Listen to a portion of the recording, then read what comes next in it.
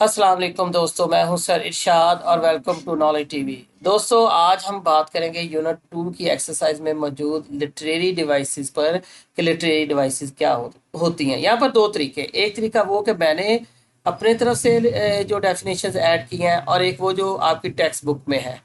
ठीक है, तो चलें शुरू करते हैं, देखते हैं, कंपैरिजन करके हम फिर चलेंगे। Literary devices are techniques that the writers use to create a special effect or feeling in their writings.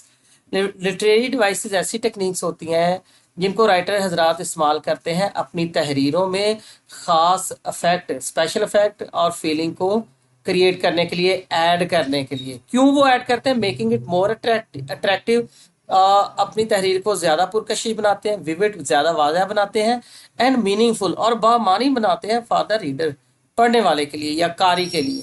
तो जो रीडर होते हैं उसके लिए अपनी तहरीर को दिलकश, वाज़िया और बामानी बनाने के लिए वो लिटरेरी डिवाइसेस का यूज़ करते हैं। और लिटरेरी डिवाइसेस क्यों यूज़ की जाती हैं? स्पेशल इफेक्ट के लिए और फीलिंग के लिए। ये तो होगी जी जो मैंने डेफिनेशन निकाली। अब टेक्स्ट बुक में क्या लिखा है लिटरेरी डिवाइसेस के बारे में, वो भी देख लेते हैं। Figurative language or literary devices enriches writing by expressing ideas creatively। तो जो लिटरेरी डिवाइसेस हैं वो क्या करती है जी, आपकी तहरीर को या किसी तहरीर को वो पुरकशिश बनाती हैं बाय एक्सप्रेसिंग आइडियाज़, जो ख्यालात को बयान करके क्रिएटिवली, तख्लीकी अंदाज से ख्यालात को पेश करके वो तहरीर को पुरकशिश बनाती हैं literary devices. It include similes, metaphors and personification. इसमें सिमलीज, मेटाफर और पर्सोनिफिकेशन शामिल है लिटरेरी डिवाइसेस में। विच कन्वे डीपर मीनिंग, जो कि ज़्यादा गहरे मानी रखते हैं बियॉन्ड लिटरल डिस्क्रिप्शन, अपने ज़ाहरी अल्फाज की बजाय, अपने ज़ाहरी मानी की बजाय वो गहरे मानी रखते हैं। Understanding word relationships helps us grasp subtle differences in meaning and emotion. कहता है जी, जो अल्फाज का रिलेशन, ताल्लुक होता है एक दूसरे के साथ, वो हमें क्या करता है? मदद करता है मुख्तलिफ मानी और जज्बों को समझने में। एक तहरीर में अगर मुख्तलिफ अल्फाज जुड़े हों आपस में या लिटरेरी डिवाइसेस यूज़ की गई हों तो वो हमें क्या करते हैं जी, तहरीर के मानी और उसमें मौजूद जज्बात को समझने में मदद करते हैं। बाई इंटरप्रेटिंग दीज एलिमेंट्स, इन जो अनासर को की तशरीह करके, we can better appreciate how authors use language to enhance their message and impact. हम ये इस बात को समझ सकते हैं, वी कैन बेटर अप्रिशिएट, हम इस बात को बेहतर तरीके से समझ सकते हैं कि मुसन्नफ़ हजरात किस तरह ज़ुबान का इस्तेमाल करते हैं ताकि उनका जो पैगाम है और असर है वो बढ़ जाए, उनकी तहरीर का पैगाम और असर बढ़ जाए अगर हम लिटरेरी डिवाइसेस को समझ जाते हैं, इनकी तशरीह करते हैं, तो फिर हमें इन चीज़ों की भी समझ आती है। सबसे पहले देखेंगे जी, टेक्स्ट बुक में इमेजरी बताई गई है। इमेजरी के साथ मैंने वर्ड पिक्चर लिख दिया। ये बहुत सिंपल डेफिनेशन है। To create picture through words या विद वर्ड्स, बाय वर्ड्स, कुछ भी लिख लें। Imagery is the art of painting pictures with words. वही बात कि इमेजरी जो है अल्फाज के साथ तस्वीर कशी का एक फ़न है। allowing writers to create allowing writers to create a more exciting and fascinating experience for their readers। तो इससे राइटर्स क्या करते हैं जी, वो अपने पढ़ने वालों के लिए क्या करते हैं जी, एक्साइटिंग और फैसिनेटिंग एक्सपीरियंस क्रिएट करते हैं, उनको पुरकशिश और पुरजोश तजर्बा करवाते हैं जिसमें वो खुद शामिल हो जाते हैं। It allows the reader to form mental pictures and engage their senses. इससे रीडर क्या करता है? वो जहन में तस्वीरें बनाना शुरू कर देता है और अपनी जो हवास है उनको वो क्या करता है जी, मसरूफ रखता है तहरीर को समझने में। और वो सेंसेस कौन सी है? Sight, sound, smell, taste, touch. While reading, जब वो पढ़ रहा होता है कोई तहरीर तो अपनी सारी सेंसेस को वो अलर्ट मोड पे रखता है। Affective imagery can make writing more engaging. तो वो कहता है अच्छी इमेजरी जो है वो क्या कर सकती है? राइटिंग को ज़्यादा पुरकशिश बनाकर, इम्पैक्टफुल, इम्पैक्टफुल भी वही बामानी बना के रखती है, एंड अल्योरिंग, और तीनों का एक ही मतलब, पुरकशिश बना कर। ठीक है जी। टाइप्स ऑफ इमेजरी देखते हैं जी। Literary analysis often categorize imagery use on the sense it evokes. देखते हैं जी इमेजरी की टाइप्स, देखते हैं। विजुअल इमेजरी क्या होती है? Appeals to the sense of sight, ये आपकी नज़र की जो सेंस है, देखने की जो सेंस है, उसको छूती है या उसको उसको अपील करती है। Describing colour, shape, size, pattern and light. तो इस तरह की चीज़ों को वो क्या करती है? अपील करती है। शेप, साइज, पैटर्न, यानी आप एक चीज़ को इस तरह तस्वर कर लेते हैं जैसे आपके सामने हो रही। जैसे कि एग्जांपल देखिए, the sun dipped below the horizon, सूरज जब उफ्क से नीचे जा रहा था या नीचे गया।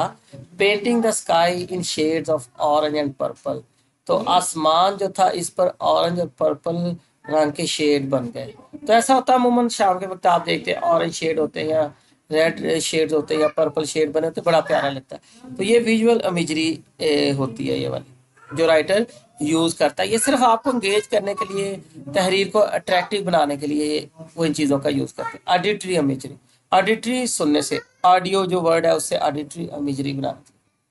Appeals to the sense of hearing, ये आपकी सुनने की हिस्से समात को क्या करती है? छूती है या उसको अपील करती है ये चीज़।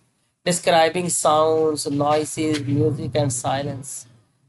इसकी मिसाल देखिएगा। तो आपके किस किस चीज़ को, जैसे कोई भी तहरीर में नॉइस हो, म्यूजिक हो, साइलेंस, इन चीज़ों को बयान करते हुए आपकी ये हिस्से समात या सुनने की हिस्स को ये चीज़ छूती है या उसको अपील करती है। तो मिसाल देखते हैं।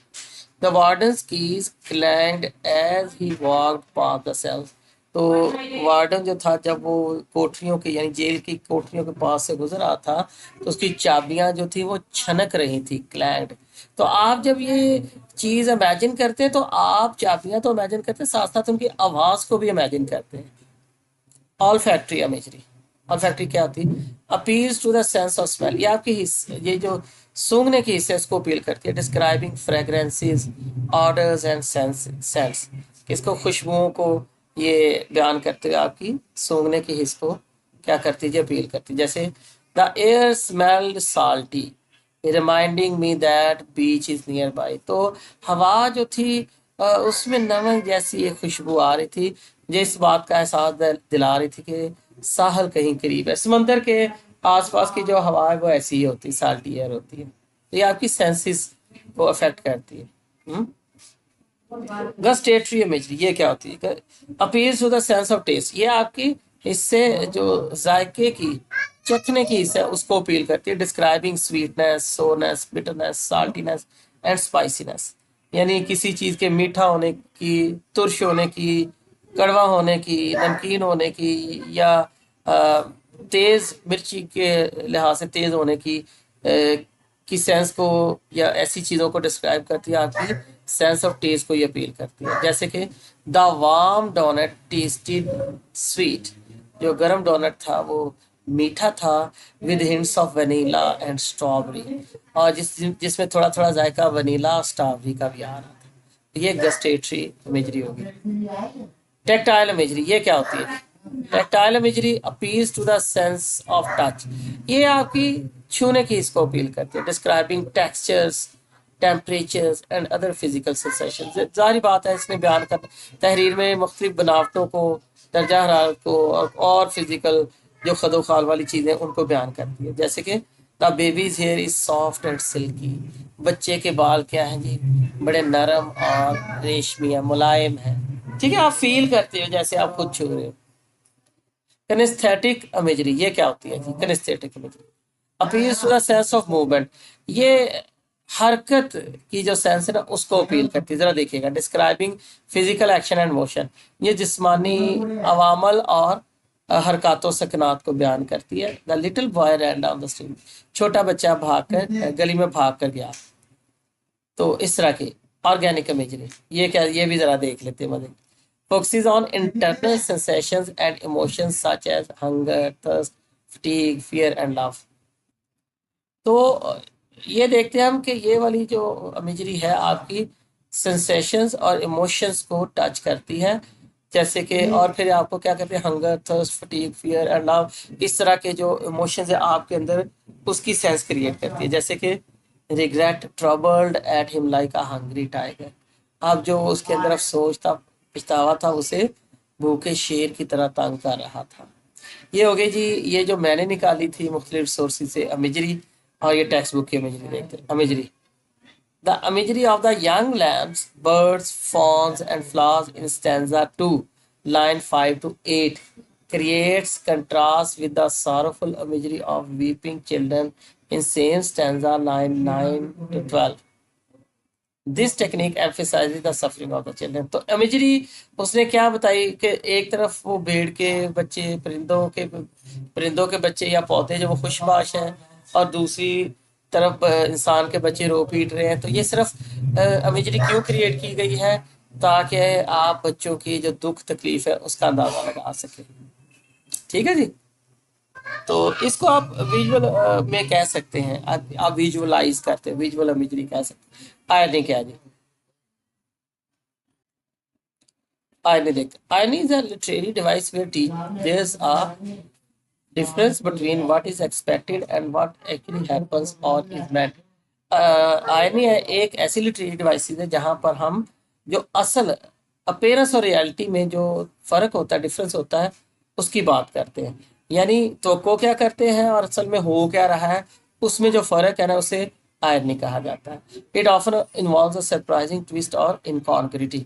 इसमें एक सरप्राइजिंग किस्म का ट्विस्ट होता है, या इनकॉन्ग्रिटी, ओडनेस होती है, स्ट्रेननेस होती है, जो अचानक आप हैरान हो जाते हैं कि मैं तो कुछ और सोच रहा था, हो कुछ और गया। ठीक है जी। तो there are three main types of irony. Verbal irony, ठीक है जी। वर्बल आयरनी को पहले देखते हैं। वैसे सिचुएशनल आयरनी और ड्रामेटिक आयरनी भी है। This occurs when someone says one thing but means the opposite. It's often used for sarcasm or humor. तो ये वो आयरनी होती है जिसमें हम कहते कुछ है, मतलब हमारा कुछ होता है। जैसे कि एक मिनट, जैसे कि saying great weather during a rain storm, जब बारिश का तूफान हो, आप क्या मौसम है यार। या किसी बड़े दुबले पतले बंदे को आप कहते हैं पहलवान जी क्या हाल है, जबकि वो पहलवान होता नहीं, आप वैसे ही मजाक कर रहे होते हैं। ठीक है जी। Situational irony, this happens when outcome of a situation is opposite to what is expected. ये उस वक्त होता है जब कोई सूरत हाल ऐसी हो कि बिल्कुल उसका उलट मामला हो जाए, उसको सिचुएशनल आयरनी कहते हैं। इसकी बड़ी अच्छी मिसाल है a fire station burning down. तो आप देखें कि फायर स्टेशन का क्या काम होता है, आपको बुझाना, और जब फायर स्टेशन ही जल जाए तो इसको सिचुएशनल आयरनी कहते हैं। इसको भी कह सकते हैं सिचुएशनल आयरनी।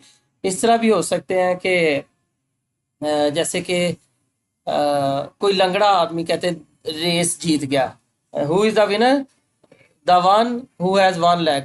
तो हम इस तरह, ये भी सिचुएशनल आयरनी होगी। तो अब देखते हैं ड्रामेटिक आयरनी क्या है।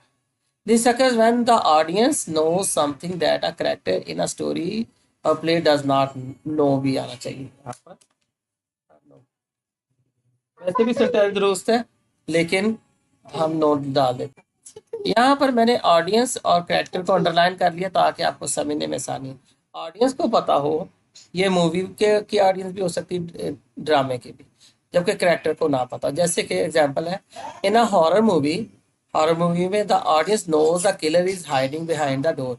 जैसे फिल्म में या मूवी में या हॉरर मूवी में हम देखते हैं कि किलर दरवाजे के पीछे खड़ा है, छुपा हुआ है, but the character does not know. लेकिन जो किरदार होता है या जो बच रहा होता है ना, उससे उसे नहीं पता होता कि कातिल यहाँ छुपा हुआ है। तो हम टेक्स्ट बुक में देखते हैं जी क्या आयरनी दी। Irony, the phrase in the country of the free in stanza 2 line 12 is ironic. तो ये जो फ्रेज है in the country of the free, ये आयरॉनिक है जी। As the children are clearly not free, क्योंकि बच्चे आज़ाद नहीं। आयरॉनिक क्या है, उलट होना चीज का। This irony emphasizes the disparity between the children suffering and the supposed freedom in their country. Disparity, फर्क को कहते हैं जी। तो कहते हैं ये आयरनी इस चीज पर जोर देती है कि बच्चे जो दुख तकलीफ में है वो, और उनके मुल्क में जो आज़ादी है, जो कि आज़ादी समझी जाती वो, और बच्चों की तकलीफ, इन दोनों में फर्क है।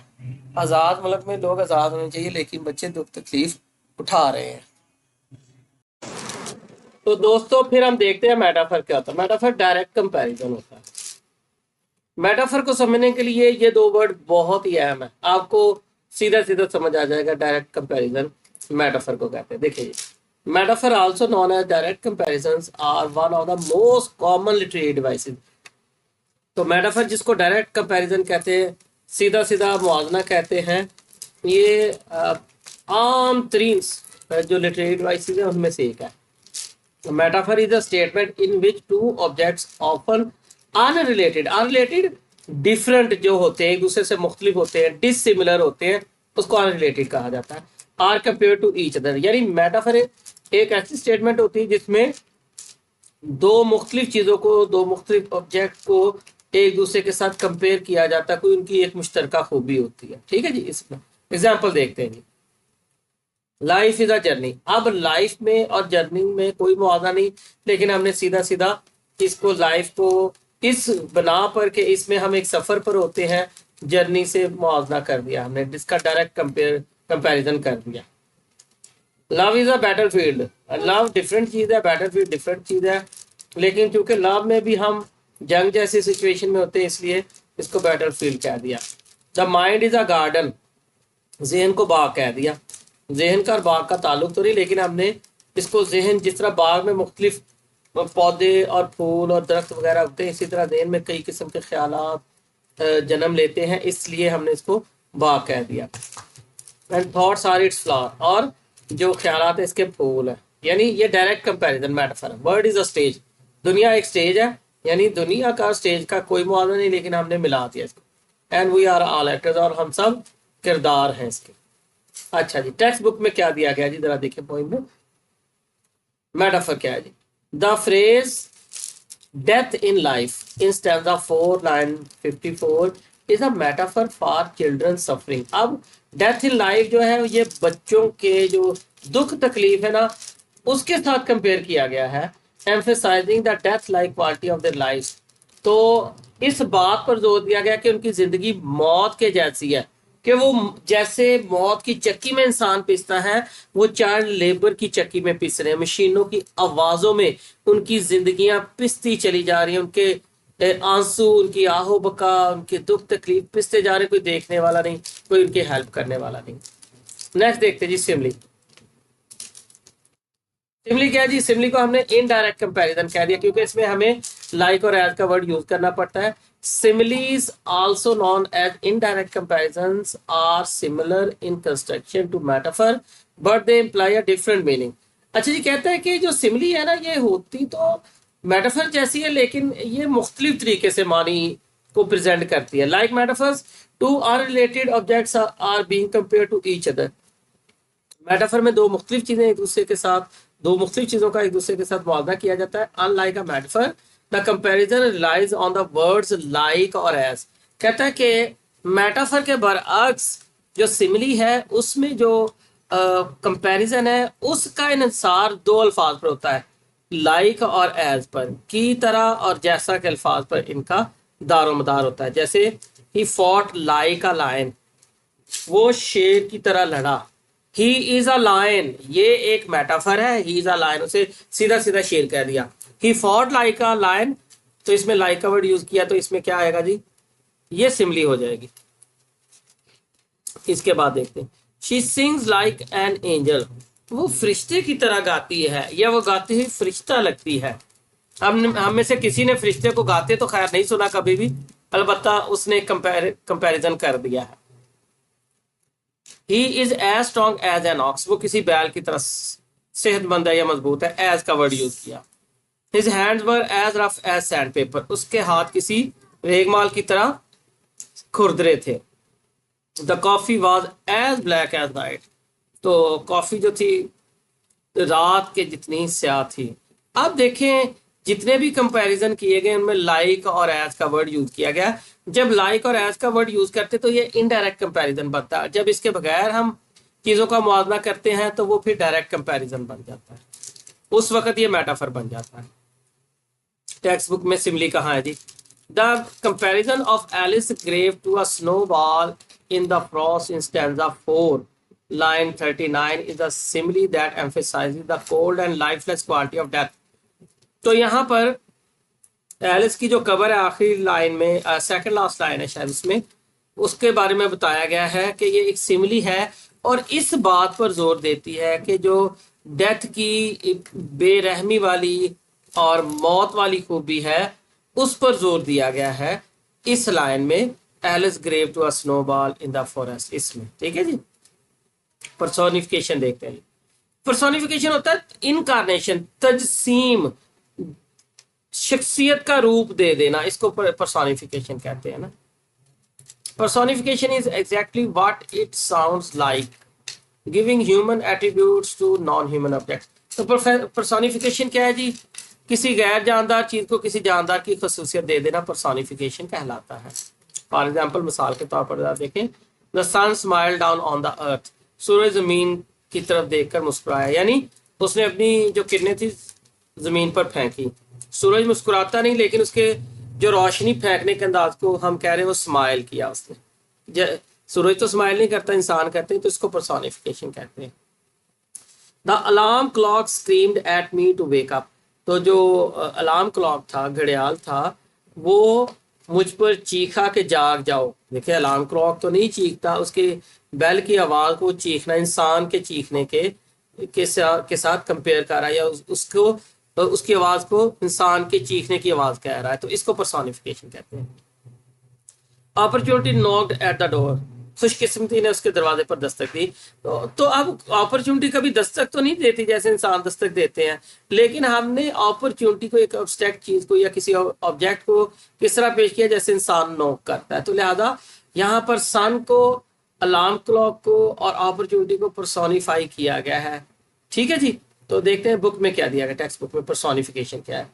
The personification of the man's grief, जब हम पढ़ते हैं मैंस ग्रीफ इज अबोरेंट, वो वाली line, man's grief in stanza 3 line 27 emphasizes the overwhelming and oppressive nature of the grief that children experience। तो मैंस ग्रीफ कहकर उसने क्या किया जी? इस बात पर जोर दिया कि जो बच्चों का दुख है, बच्चे जो तजर्बा कर रहे हैं जिस दुख का, उसकी नौयत कैसी है? ओवरवेलमिंग, डोमिनेट कर रही है वो, और ऑपरेसिव, और बड़ी ही जालिम है। उस दुख की नेचर देखिए, इंसान गम से नढाल हो जाता है, ये तो फिर बच्चे, इनका तो और भी बुरा हाल होगा। तो दोस्तों, अब पार्ट सी देखते हैं। मैं the column A, the poem excerpts with the relevant literary devices in the column B. तो यानी कि हमने ये जो लाइंस हैं यहाँ पर कॉलम ए में, इनको मिलाना कॉलम बी में जो यूज़ की गई है लिटरेरी डिवाइस, उसके साथ देखना कौन सी लिटरेरी डिवाइस इनमें यूज़ की गई है। देखते हैं। The young lambs are bleating in the meadows, छोटे मेमने मेडोज में, चिरागाहों में आवाजें निकाल रहे हैं। The young birds are chirping in the nest, छोटे परिंदे घोंसलों में चहचहा रहे हैं। यानी ये दो लाइंस जब हम पढ़ते हैं तो हम ज़हन में एक पिक्चर बनाते हैं मेडोज की, यहाँ पर भेड़ के बच्चे जो है आवाज निकाल रहे हैं, और घोंसले की यहाँ पर छोटे परिंदे चहचहा रहे हैं। तो हम एक पिक्चर बनाते हैं। तो पिक्चर कब बनाते हैं, कौन सी लिटरेरी डिवाइस में बनाते हैं? इमेजरी में, हम विजुअलाइज करते हैं इसको। ठीक है जी। तो यहाँ पर हम देखते हैं साउंड और साइट की इमेजरी, फिर हम एक क्रिएट करते हैं, या उसको क्रिएट करने की कोशिश की गई। ये चीजें हमें अपील करती हैं साउंड और साइट की इमेजरी के थ्रू। नेक्स्ट लाइन देखते हैं। इन द कंट्री ऑफ फ्री, ये तो आपको सबको पता है कि आज़ाद लोगों के मुल्क में। तो ये क्या है? ये सीधी सीधी आयरनी है, क्योंकि बच्चे जो हैं वो परेशान हैं, दुख तकलीफ उठा रहे हैं, रो रहे हैं, हंसने की बजाय, खेलने कूदने की बजाय वो परेशान हैं। तो फिर ये कैसा मुल्क है? जो आज़ाद लोगों का मुल्क है, लेकिन बच्चे इनके जो हैं दुख तकलीफ उठा रहे हैं, परेशान है, तो ये आयरनी होगा। इसके बाद हम देखते हैं the old man may be for his tomorrow which is loss in long ago. तो बूढ़ा आदमी अपने आने वाले कल के लिए रो सकता है जो पहले ही माजी में खो चुका है। Tomorrow, loss in long ago. तो हम देखते हैं कि यहाँ पर पर्सोनिफिकेशन को यूज किया गया है। आ रही है, ओल्ड मैन रो सकता है अपने किसके लिए? टुमारो के लिए। टुमारो जो कि खो गया लॉन्ग अगो। टुमारो का खो जाना जैसे किसी किसी अपने का खो जाना होता है ना, किसी बड़े अहम शख्सियत का जो छोड़कर चला जाए, उस सेंस में हम इसको कह सकते हैं पर्सोनिफिकेशन यूज हो गया। नेक्स्ट देखते हैं। For the man's grief abhorrent, क्योंकि इंसान का जो गम है नफरत अंगेज है। Draws and presses down the cheeks of infancy, वो छोटे बच्चों के गालों को खींचता है और उनको दबा देता है, यानी उनके चेहरे जो है सिकुड़ जाते हैं। तो यहाँ पर मैन ग्रीफ अबोरेंट, यानी जिस तरह इंसान किसी दूसरे इंसान से नफरत करता है उसी तरह ग्रीफ अबोरेंट है। और वो ग्रीफ क्या करता है, गाल खींचता है और बच्चों के जो गाल हैं उनको धंसा देता है। तो यहाँ पर फिर दोबारा पर्सोनिफिकेशन ही यूज की गई है। आगे देखते हैं, little Alice died last year, her grave is shapen like a snowball in the rhyme. Like का वर्ड यूज हो गया चूंकि एक कंपैरिजन हो रहा है ग्रेव का और स्नोबॉल का, तो इसमें लाइक का वर्ड यूज किया गया है। तो ये एक इनडायरेक्ट कंपैरिजन होगा, तो इनडायरेक्ट कंपैरिजन हमेशा सिमिली होता है। ठीक हो गया जी। तो ज़रा देखिएगा इस चीज़ को और अच्छे से प्रैक्टिस कीजिए। इस वीडियो को लाइक कीजिए, शेयर कीजिए और चैनल को सब्सक्राइब कर दीजिए। थैंक यू, खुश रहिए, मिलते हैं फिर नेक्स्ट वीडियो में।